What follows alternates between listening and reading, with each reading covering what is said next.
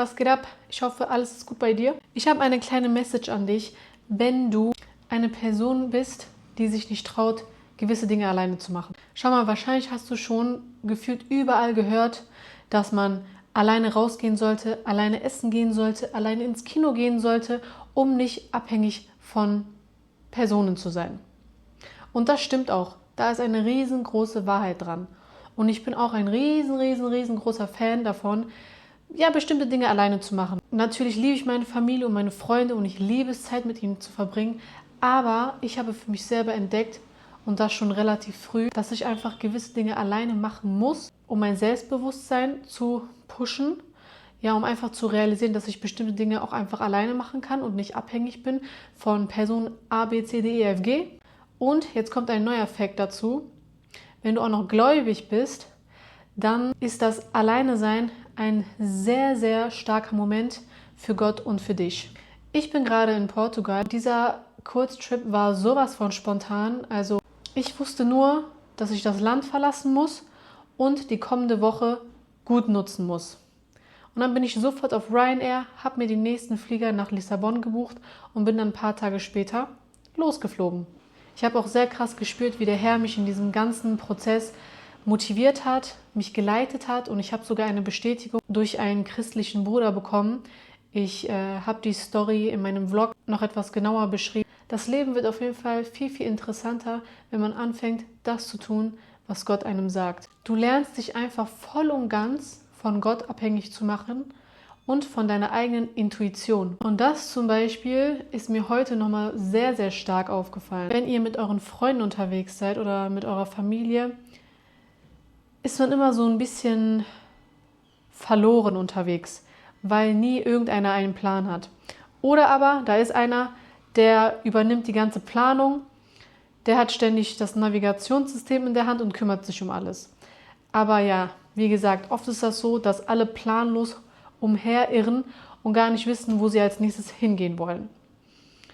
Aber wenn du alleine bist und nur den Herrn hast und nur dein Handy hast und nur dich selbst hast, dann musst du einen Plan haben.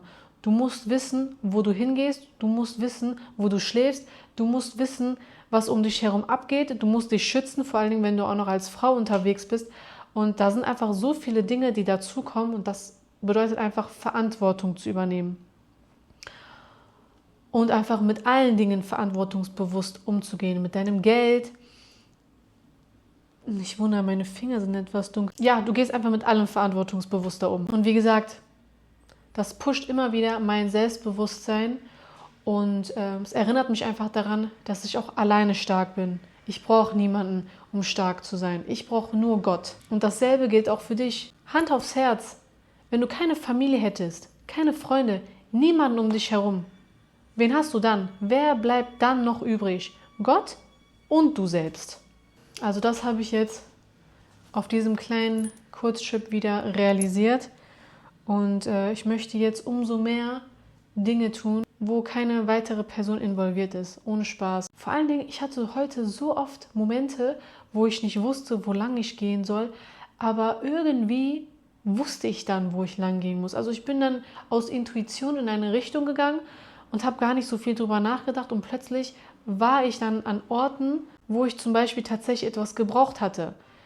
Guck mal, seit gestern will ich in einen Supermarkt. Und es ist irgendwie die ganze Zeit nicht dazu gekommen. Den ganzen Tag war ich heute unterwegs.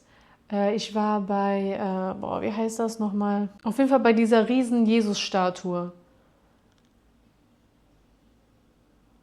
Cristo Rey. So. Und davor war ich auch die ganze Zeit in der Stadt unterwegs, habe mir Sehenswürdigkeiten angeschaut und so. Und dann auf dem Weg nach Hause von Cristo Rey war ich so ein bisschen lost. Ich wusste nicht, welchen Bus ich nehmen soll. Dann am Ende habe ich den Bus doch gefunden und die Haltestelle. Dann hatte ich auf einmal Hunger, habe dann plötzlich einen Supermarkt gefunden und ich wollte mir auch die ganze Zeit Wasser holen, habe mir dann auch direkt mein Wasser da besorgt. Und alles Mögliche, was ich einfach gebraucht habe, war dann plötzlich vor meinen Augen in diesem Supermarkt. Und ich war nicht mal darauf aus, einen Supermarkt zu finden. Wisst ihr, ich war einfach nur auf dem Weg nach Hause. Und bumm, plötzlich war es vor mir. Die anderen würden das wahrscheinlich gar nicht so als besonders sehen, aber für mich war das in dem Moment das, was ich gebraucht hatte. Außerdem war ich auch komplett erschöpft. Ich hatte gar keine Kraft mehr für irgendwas. Ja, das ist jetzt ein kleines Beispiel von vielen Dingen, die mir heute passiert sind. Es ist einfach nur toll, mit dem Herrn unterwegs zu sein. Und hey Leute, ich war ja heute bei Cristo Rey, bei dieser riesengroßen Jesus-Statue.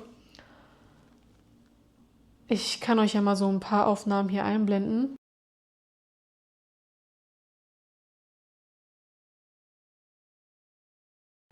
Aber da gab es eine Stelle, das war draußen vor der Statue, also etwas weiter unten. Da gab es einen Bibelvers.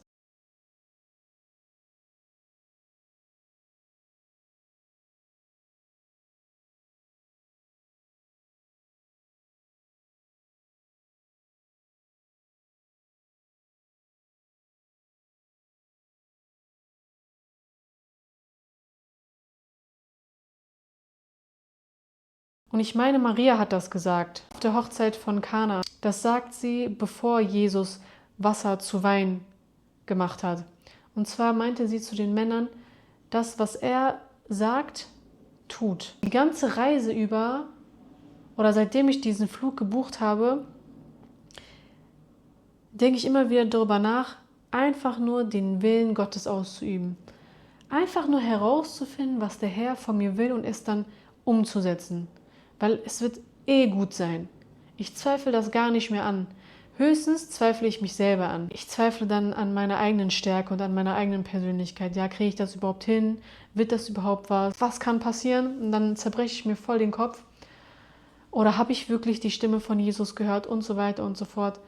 Aber je mehr man diese Glaubensschritte macht und sich einfach in das hineinstürzt, wo Gott einem gesagt hat, tue es, desto mehr wächst der Glaube. Und ich meine, der Herr hatte mir sowas Ähnliches auch vor einigen Tagen gesagt. Er hat zu mir gesagt, wo ich wieder mit ihm gesprochen habe über meinen Zweifel und dass ich Ängste habe, hat er mir dann gesagt, Denise, der Zweifel wird immer mehr verschwinden, wenn du immer mehr das tust, was ich dir sage, und durch das Handeln wird der Glaube verstärkt. Und das stimmt tatsächlich. Als erstes dachte ich, ja, dieser Drang, nach Lissabon zu fliegen, kommt einfach von mir. Ich möchte einfach mein Leben genießen und einfach mich weiterentwickeln und eine schöne Zeit haben. Plötzlich aber hat mir halt dieser Bruder durch sein YouTube-Video gezeigt, dass das tatsächlich der Wille Gottes ist und dass es anscheinend irgendeine Aufgabe gibt, die ich zu erledigen habe. Der Herr hat einfach mitgewirkt. Es kam nicht nur von mir, wegzufliegen. Als ich dann nochmal diese Bestätigung bekommen habe, durch diesen Bruder, wie gesagt, hat mich das umso mehr gestärkt, umso mehr gepusht, weil ich wusste so, ja, super. Ich wandle im Willen Gottes. Ich bin mittendrin. Ich mache nichts, was ihm nicht gefällt. Im Flugzeug habe ich mich erst so richtig entspannt und mich so richtig, richtig gut gefühlt. Davor hatte ich noch so ein paar ängstliche Momente, habe meinen Kopf wieder zerbrochen wegen nichts. Und als ich dann hier angekommen bin, war das für mich eigentlich nichts Neues. Also klar, ich war schon mal in Lissabon, aber ich hatte plötzlich so eine Sicherheit in mir, so ein Geborgensein. Und ich bin mir 100% sicher, dass das einfach daran lag, weil Jesus die ganze Zeit bei mir ist. Er gibt mir diese Sicherheit. Er gibt mir diesen Schutz. Weißt du, man hört ja immer, ja, reis niemals alleine, auch nicht als Frau, pass auf, nimm immer jemanden mit oder flieg in Länder, wo es sicher ist, bla bla bla bla bla. Aber Leute, das ist alles Angstmacherei. Das ist alles Angstmacherei.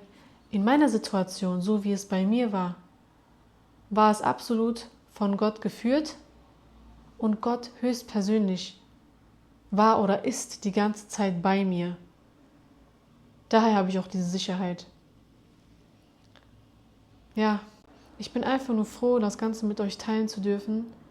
Und wenn es dich motiviert hat, dann buch den nächsten Flug nach Lissabon oder in ein anderes Land. Es ist so, so wichtig, im Leben seine Ängste zu überwinden und einfach das zu tun, was in dein Herz reingeschrieben wurde von Gott. Weil nur dann wird es dir gut gehen. Anders, Ganz ehrlich, ich bin auch planlos hierher gekommen. Ich weiß immer noch nicht, was ich morgen tun werde. Ich wusste bis vor ein paar Stunden nicht, was ich heute machen werde. Also for real, ich hatte gar keinen Plan. Vor meinem Flug hatte ich auch absolut keinen Plan, was ich heute Morgen tun werde. Das läuft alles so spontan gerade. Aber ganz ehrlich, ich habe zwar nicht den Plan, dafür hat Gott den Plan.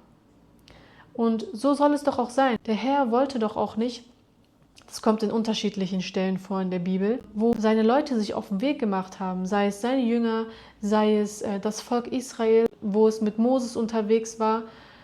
Da wollte doch Gott immer wieder nicht, dass die Leute für Vorrat sorgen. Ich weiß nicht, aber ich habe den Eindruck, Gott hat was gegen Vorrat. Nicht immer, es gibt Ausnahmen, vor allen Dingen in Extremsituationen, aber in einigen Situationen möchte er unsere volle Aufmerksamkeit und er möchte, dass wir ihm voll und ganz vertrauen und sonst niemand anderem. Ich habe den Eindruck, das ist es, was ich im Moment lerne. Ich weiß nicht, wie viel ich das nächste Mal mitnehmen werde. Dieses Mal hatte ich 4 Bananen mitgenommen, mir so eine kleine Brotdose gemacht.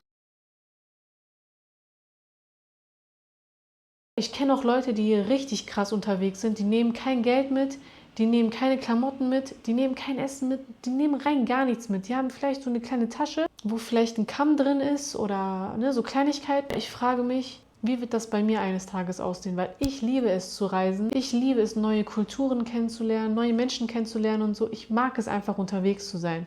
Und deswegen denke ich, dass der Herr noch so einiges mit mir vorhat. Und ja, mal sehen. Mal sehen einfach, wie viel ich das nächste Mal mitnehmen werde. Ja, das wollte ich mit euch teilen. Wenn dir das Video gefallen hat, dann gib mir gerne einen Daumen nach oben. Abonniere meinen Kanal, um meine nächsten Videos nicht zu verpassen. Und wir sehen uns dann beim nächsten Video. Bye, bye!